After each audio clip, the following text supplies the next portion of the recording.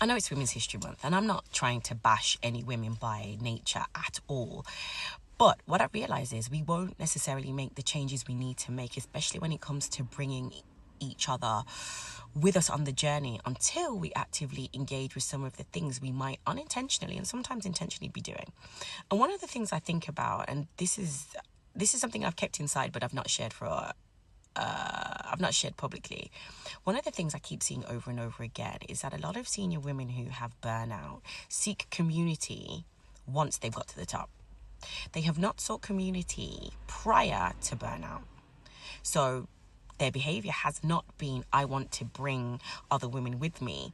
They fully operated from a scarcity mindset. And when burnout hits, I'm looking for other women now. I'm looking for community. I'm looking for somebody to lift me up.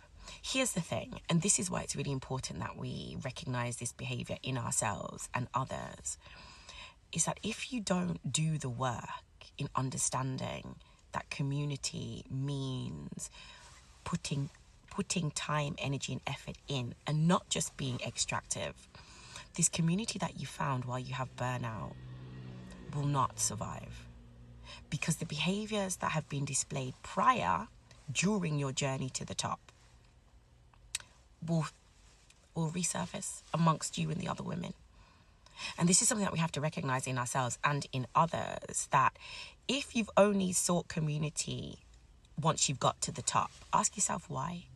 Because changing and instinctively bringing people with you when it comes to gender equity, especially as a female leader, should be top of mind, front and center of house.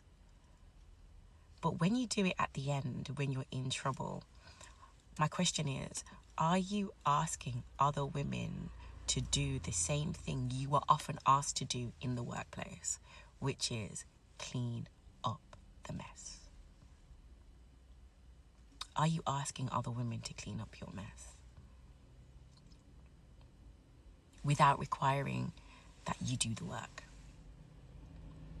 Because if we're really going to be serious about paying it forward, bringing with others with us, it can't just be when we have power. It can't just be when we're at the top. It has to be now, when you're starting, as you're moving. And it doesn't have to be everybody, but it does have to be an intentional decision that I'm not going to say, as soon as I have power, I'm going to do it. Or as soon as I've fallen flat on my ass, I'm going to say, oh, I need people to help lift me up. Continuously drive